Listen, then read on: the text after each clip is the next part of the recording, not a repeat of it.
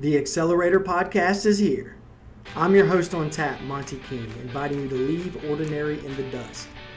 Every next level of our lives demands a better version of ourselves. Our guest will inspire you to close the gap.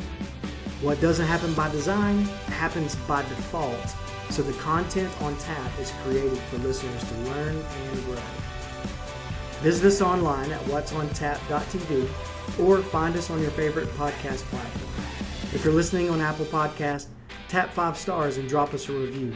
Hit the notification bell to never miss an episode and share your favorites to help others outrun the status quo. Let's get started.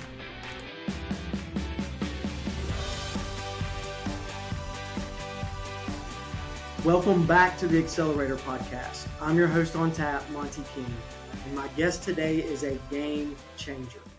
Trey Griggs is a husband, a father, #girldad, and magnifies the Lord by helping logistics companies drive revenue as the CEO and founder of B.E.T.A Consulting Group. His core values are the foundation of his being, and his vision is inspiring, and his mission pierces through to the mindsets, heart sets, and soul sets of everybody around him.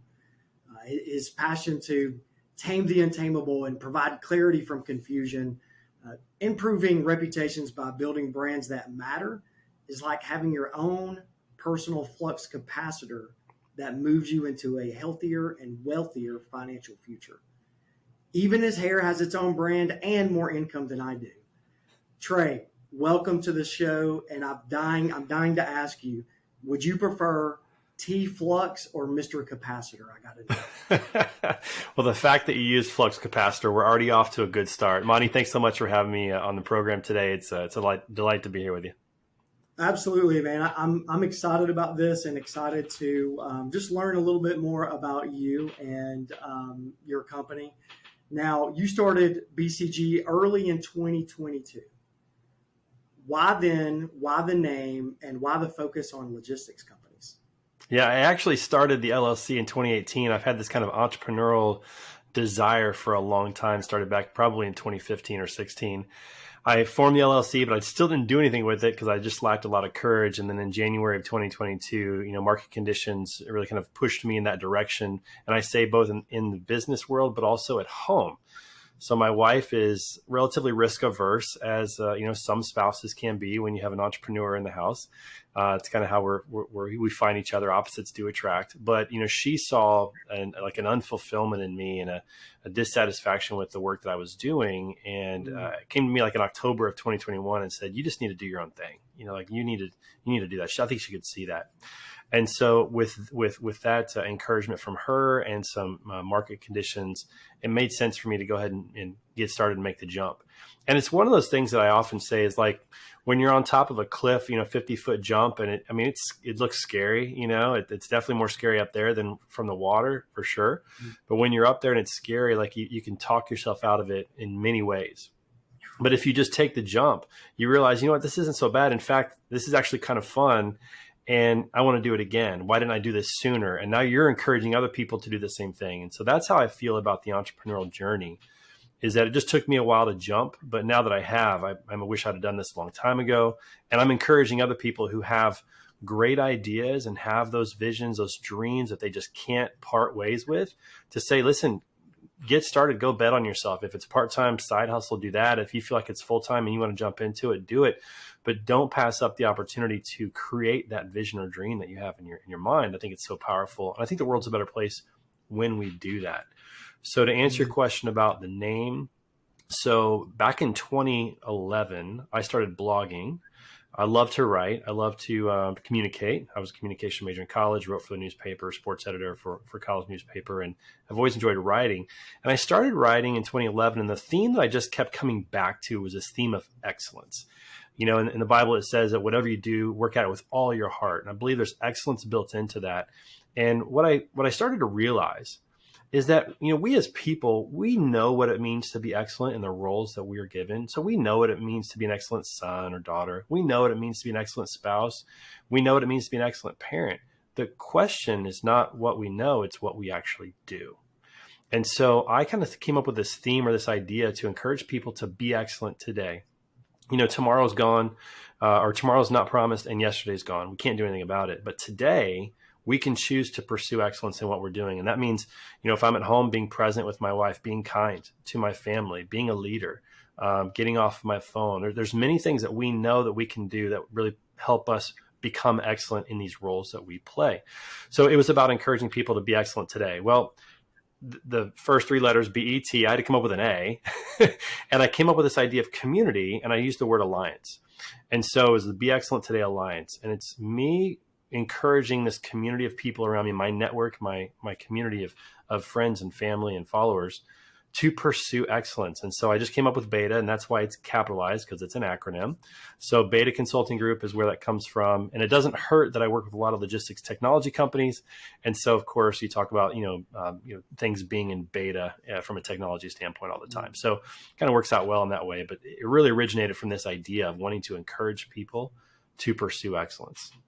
So was that part of your branding style to have B.E.T.A be part of the logistics and No. I wish I could say I was clever enough to think of that. I actually had somebody who said, "Oh, B.E.T.A, like technology, testing things out," and I was like, "Oh yeah, I guess so." I just didn't put it together right away. I wish I could have taken credit for that, but no. That's awesome. The way it works out, it's awesome. So let's talk to the entrepreneurs that are listening. They've decided to jump off that cliff, right? Why does branding matter after they've decided they're in midair, they're falling down, getting ready to splash? Yeah. Well, I would say this. I just saw a text actually from Andrew. I think it's Godzlecki. I can't pronounce his last name. But anyways, he's an entrepreneur encourager as well. And he just talked about the importance of building your network. And I would echo what he said. I've said this to many people who are thinking about becoming an entrepreneur. If somebody asked me for advice on being an entrepreneur, I'd say take 6 months and build your network. If you take 6 months and really build out your network, you're building out distribution channels. You're building out opportunities for yourself. I received the benefit of that because in 2018, I started building my network, in 2019 and a little bit more consistently and intentionally. And I started to gather a little bit of a following, building a network. People started to know who I am, what I cared about, what I did, what my skill sets were, those types of things.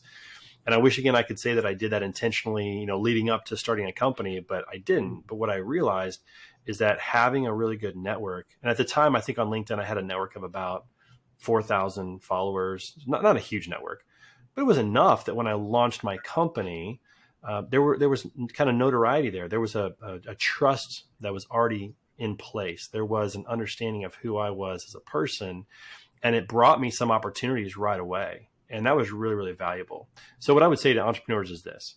One, building your network is incredibly important, and it's never been easier. I mean, it's essentially free to do on social media, on LinkedIn, when you engage, when you intentionally spend time on social media. Some people feel like they're wasting time on social media, and you certainly can waste your time on social media. But if you're intentional about engaging with the right people, with the kind of people that you want to work with, that your solution solves their problems, and you truly engage, meaning you comment on posts, you like posts, you make connections, you whatever those things are, that's incredibly beneficial to your ability to launch your company and to be successful right out of the gate. So that's number one. Number two is this. When you think about brand is really just your reputation. It is what people think about you when they see your logo or hear your name or, it comes up. And so it's all about building that reputation. And here's what I know about the human brain and about human psychology. People often engage with what they understand and ignore what they don't. So if we confuse people, we're going to lose. If we have clarity in our message of what we're doing, and that's a part of brand building, then we're going to win. People don't buy the best products. They buy the products that they understand the most. Let me give you a really clear example. We're going to be political here for just a second. If I went back to 2016 and I said, "Hey, what did Jeb Bush want to do for the country in 2016?" Most people can't answer that question. Yeah. What did Chris Christie want to do for the country? Right? What did Marco Rubio want to do for the country? What did Ted Cruz want to do for the country? A lot of people can't answer those questions. But if I said, "What did Donald Trump want to do for the country?" everybody would say, "Make America great again." And so that is a classic example that Donald Trump might not have been the best politician. And whether he did a good job or a bad job, that's not for this discussion. But he might not have been the best politician, but he was the clearest politician. You knew what he stood for. There was no confusion. Whether you liked him or not, you knew what he stood for. And so again, that clarity is really important because people don't buy and don't engage with companies and products that they don't understand. They buy and engage from the ones that they understand. So brand is really important and messaging is really, really important. People buy based on what they hear or what they read. The words matter. So you mentioned some throughout that, but what are some characteristics of what you would consider a strong brand? Yeah. So again, I think there's a lot of things that go into it. Obviously, there's the aspect of the presentation, the artwork, the colors. I mean, when you think about brand, you really need to think about what's truly going to represent you. Here's something that a lot of companies don't know, is that blue is a color of trust. Blue and a cool color is a color of calm. It's actually something that invites people in. Red sometimes is a little bit more of a domineering type of a color. Think of Tiger Woods on Sunday, intimidation, like power color.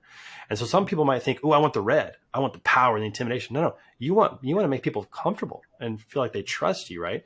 So thinking about your logo and the color schemes that you use, those things are all important. But most importantly, it's really important the words that you use to represent your brand, the messaging, the story that you're telling.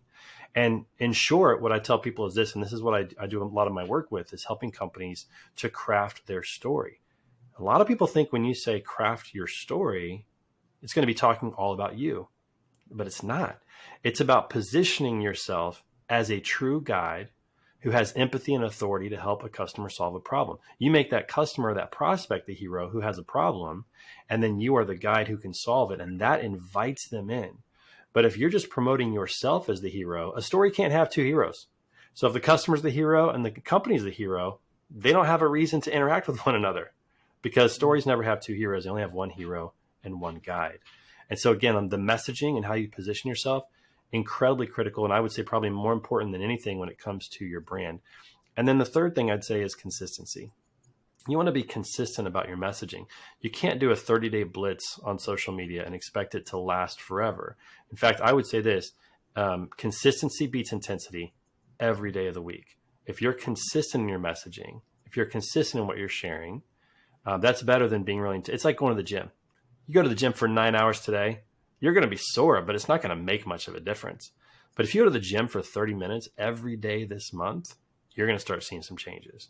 So that consistency always beats the intensity. And again, those are some elements that I would encourage people as they think about their brand, especially as a startup or a new entrepreneur.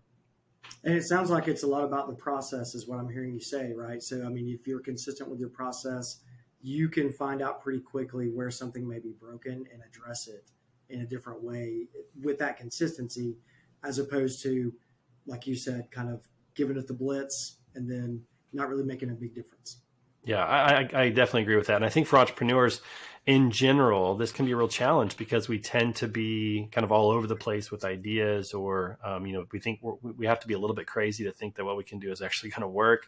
And so having the discipline of being consistent with your content as an entrepreneur, especially a solopreneur, if you're doing it all yourself, it sometimes feels overwhelming.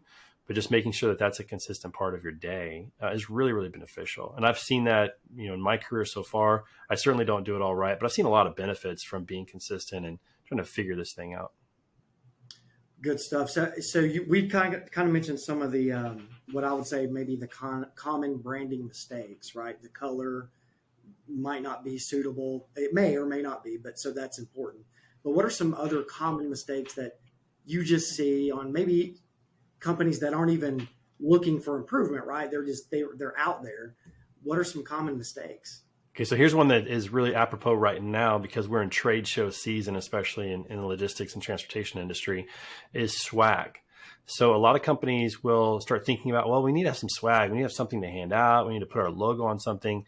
But then they look at their budget and go, but we only have, $5,000 to work with here. And then they go and they find, a cheap, something or other and put their logo on it. And then they start passing them out. Those things always end up in the trash. And what I would tell people is, swag really tells the story of your company and what you truly value. So I would say this, it's better to have no swag at all and don't pass anything out than have bad swag, right? Because bad swag tells something about your company. Think about this. If you provide something that is a high quality item, like a really nice polo or a really nice like travel bag for cords, because a lot of times when people travel, their cords are all over the place now because we take so many cords with us. If you find something that's really well like high quality, really well designed, like it's something useful that people are actually going to use, all right, and it looks good, then you've got a good piece of swag. And I tell people this: would they take it with them on vacation? When they're packing their bag to go on vacation, would they look at your item and go, yep, that's got to go. That has to come with me. And if you can hit that level with your swag, now you're giving out something that people are going to use, and it's actually going to do its job, which is keep your company front of mind. So if you give out a pin, don't give out a crappy pin. Give out a really good pin that people want to use all the time, that they covet, that they are never going to let anybody touch, and they're going to look at it all the time, and they're going to see your brand.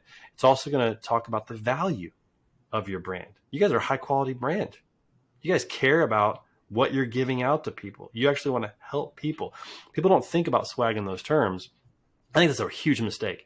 If you don't have the budget for swag, don't buy any swag. It's better than bad swag. So that's one of my pet peeves and a big lesson about brands, especially early on. So what's some examples of some good swag that maybe you've seen or received, or you thought, wow, that's really awesome? Yeah, well, I'll actually show you one. So this is probably the best piece of swag that I've probably ever been given. Okay, and this came from Lean Solutions in our industry, but it is just a simple bag. And in this bag, when I travel, everything is organized. Wow. So yeah, it's great. And so you better believe that every time that I pack my backpack to go on a trip, this comes with me every time. All right. So I probably use that piece of swag more than any other piece of swag that I've ever been given. But there's a lot of other good things as well. There's mints. I got my good friend Blythe Brumleaf. She gives these out at conferences because you definitely don't want to have bad breath at conference. So she gives these out. So these go with me as well. And her logo's on that. So that's a good piece of swag. My friends over at Freight Vana have come up with a really cool hat, like high quality hat that they give out. And again, I take that with me on vacation. I wear it when I go play golf, and I'm sporting their logo. People are like, whose logo is that? I'm like, oh, it's Freight Vana. But I want to wear it because it's such a nice hat. Things like coffee mugs, like a really nice coffee mug. Oh, there's a nice hat right there. Look at that. Would you grab one of those? Maybe not on the golf course. I love it though. That's a huge hat. That's cool. But coffee mugs, like a really nice coffee mug, because a lot of people have coffee mugs sitting around their desk. Like, what are people going to use over and over again? And if it's a really, well designed item, they're going to want to hold on to it. If it looks ugly, of course, they're going to throw it in the bin with the other ones or not use it at all. So those are good. Water bottles are great, which again promotes health. So a really nice water bottle. Here's the water bottle that we created from Word on the Street. This is a metal water bottle. And it's just a great item. It's a high quality item. And it's like, okay, well, that's a great item as well. Our friends over at ArcBest, they have some of the best water bottles in the industry. In fact, you go to an event and ArcBest has water bottles and people are running to get one of those things. So, because they're high quality. So again, some of those types of really practical things are great pieces of swag. There's many others. Again, like I said, a really good pin. I got this other one that I thought was really cool from my friends over at SPI Logistics. It's actually in my travel bag now, because when I'm on the road, it's nice to have this. But this is a phone stand, but it also doubles as a watch charger and AirPods charger. So it charges on the phone. So you can put your phone up there. You can put your watch up here, and you can put your AirPods down here, and it charges. So like on the road, this is a game changer for me. I just put this down, I put all my stuff in there, and it charges. And it's one cord instead of three. So like this is a really cool, really well thought out piece of swag. So again, if you think about that, like just think about what are the things that people use when they're out on the road, or what do people use in their office space? What are they going to use over and over? And to me, those are the best things. I will say I've got some probably about 5 high quality chip clips that my family uses on a regular basis. I mean, Yeah. And we also have some low quality chip clips that stay in position, and no one ever picks those up. I might as well just throw them away, right? Right. That's exactly right. So from that perspective, like your family is learning about this brand, right? And so you put those around the office. I mean, a lot of offices still have, a kitchen or places to relax, and you got those clips around there that work really well. Again, if it's a well thought out, high quality item, useful, practical item, people are going to use it. And the whole point is that they use it so they keep seeing your brand. So Be really thoughtful about your swag. Awesome. So let's transition to what I call the TAP 5. This is where I'm going to ask you 5 questions, and in one word or one sentence, give me your best answer. And they're in no particular order, and you didn't have time to study for these, so this is going to be great. All right, I'll do my best. All right, so the first one is, what is the worst branding advice that you've ever heard or you've heard someone receive? Worst branding advice. I mean, I don't know that I've heard like the worst branding advice, but what I would say is I'll say this: if you build a website and you don't have somebody in your company and in your industry helping you with the messaging, it's going to be a disaster because the words matter.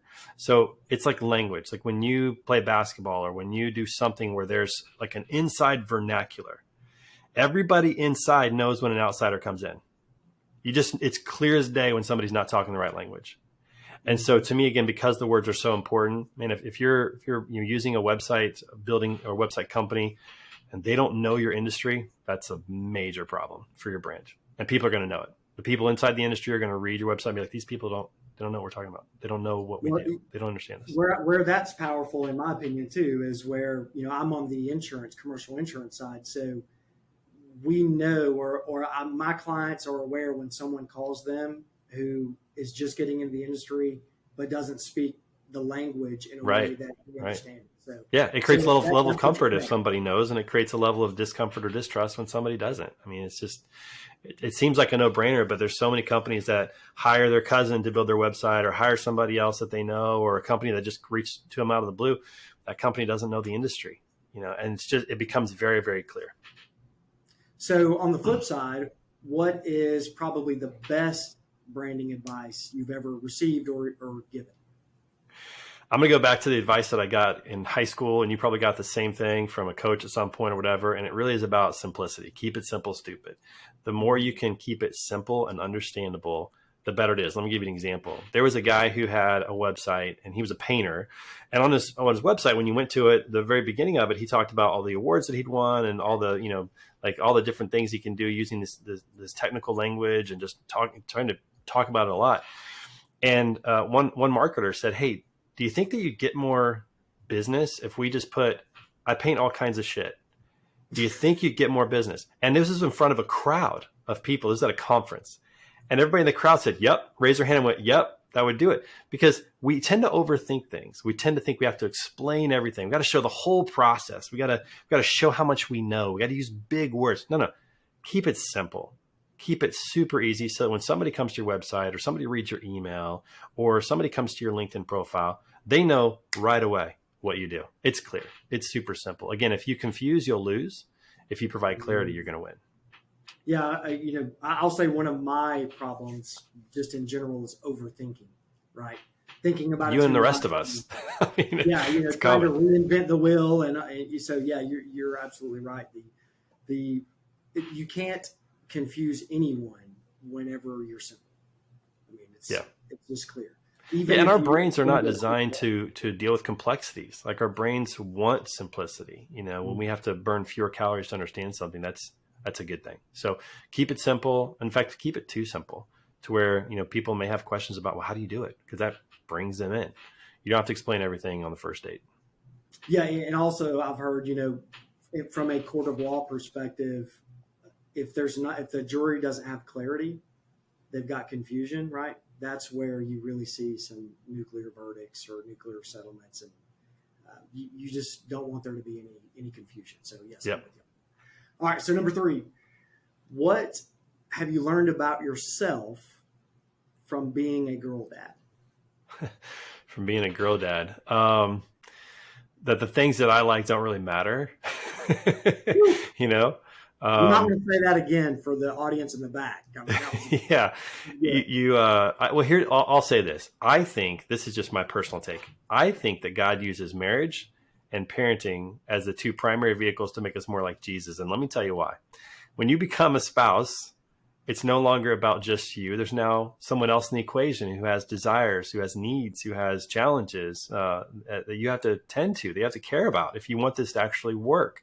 You can't just spend money the way you want and go where you want to go and do all those things the way you used to as a single adult. So you have to become more of a servant.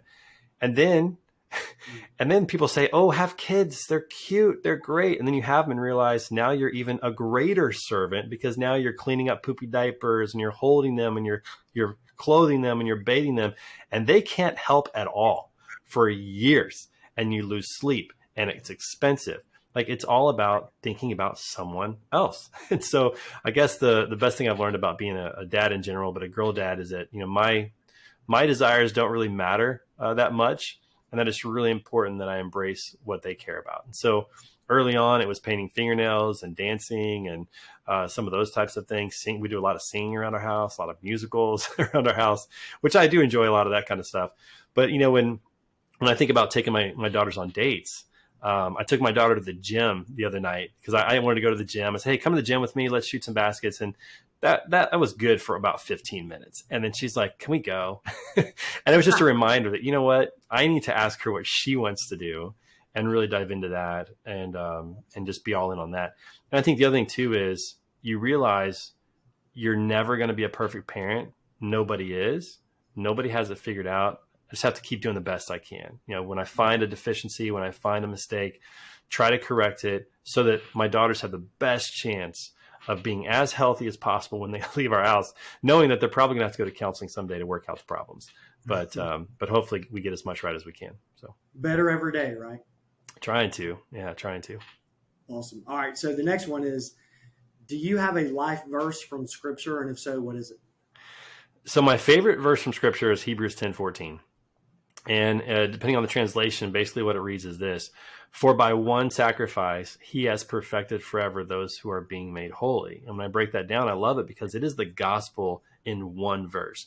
Mm-hmm. For by one sacrifice, Jesus coming and sacrificing his life for us in our place, he has made perfect forever. That means that our status eternally is perfect in the eyes of God because we get Christ's righteousness.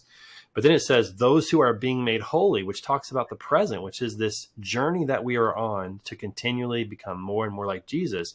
So it's this incredible kind of word picture and dynamic of what Jesus has done for us, something that we couldn't do for ourselves. The status that we now get as a result of that, which we didn't earn, we don't deserve, but also the process and the journey that we're on, which creates humility to know I'm not there yet. I'm not perfect, even though God sees me that way eternally. And from a judgment perspective, I still have a lot of work to do to participate in this thing, to become holy, to be made holy. There's a sanctification process. There's a journey that's involved. So that's my favorite verse in the Bible because I feel like it shares the gospel and it shares my journey on this planet. And again, I go back to better every day, right? Yeah. Right. That's awesome. Okay. So last one, and I'm not saying this is the most heavily weighted question, but I'm feeling like it might be at this point, just the fact you said that. Answer matters, but it doesn't, but it does. But who is the greatest professional wrestler of all time? Well, okay, this is going to be controversial, I'm sure. So growing up, the two that I remember the most, and maybe because they branded themselves the absolute best, but the two I remember the most is the Macho Man, Randy Savage. Probably because I like Slim Jims too. So I always love the commercials. So I liked him. And Hulk Hogan. So my dad we watched a little bit of wrestling, father, son kind of stuff. We did that, watched a little WWF back in the day. And, Hulk Hogan to me was always, just a really entertaining kind of a guy and very charismatic. And I know that there's others out there that people would say, I can't believe you didn't mention this person, that person. But those are the two that I remember the most. And so if I had to pick between the two, I'm probably going to pick Hulk Hogan just because I think that he was a little more universally appreciated. Macho Man Randy Savage had, I think, kind of a lane that he played in, and I liked it, but I'd probably go with Hulk Hogan. So don't at me. Don't come at me on it. Oh, no. His LinkedIn is, no, I'm just kidding. But what was it about Hulk Hogan's brand? We're talking about brands, right? That drew you in? What attracted you to him and his brand?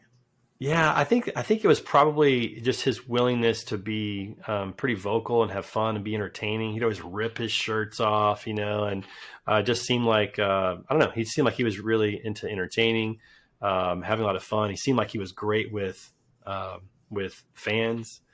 I don't know. There's just something about it that drew me in. So do something for me and for the audience, if you don't mind. Give us your best Hulk Hogan impression. Oh yeah. That was like a Randy Savage. Well, Hulk kind Hogan of. combination. So Yeah, it was kind of a mix. Yeah, because Macho but Man you had that said kind of different voice, and you like them both, so that's fine. I do. I liked them both. I don't know. So maybe that was a terrible impression. I don't know. Maybe I got it wrong, but No, we'll roll with that because that's that what came actually out. combines both of them. That's awesome. Hey, man, thank you so much for joining me. I loved it. I hope you'll come back in the future. Tell our listeners how they can connect with you, what platforms you're on, and whatever information you can give them so that way they can reach out. Well, first of all, thank you for having me on the show. It's always a pleasure, and I appreciate the opportunity to share the few nuggets that I've been learning along the way. So thank you for that. As far as getting to know me or getting connected with me, probably the fastest way is through LinkedIn. You can connect or follow with me or send me a DM. I still check those and respond to every one of those. Or to learn more about our company, visit us at betaconsultinggroup.com. That's B-E-T-A consultinggroup.com. To learn about our services, and right there on the homepage, you can click on a link that schedules a 15-minute intro call with me. We can get to know each other, learn more about your company, and see if there's a chance to do some business together. Awesome. Trey, it was a pleasure. I can't wait to see you out and about or get you back on another show, another episode. Thank you for what you're doing, and I appreciate you being a leader, courageous, and game-changing in our industry and being bold for the sake of Christ. Thank you for that. Thanks, Bonnie. Appreciate it.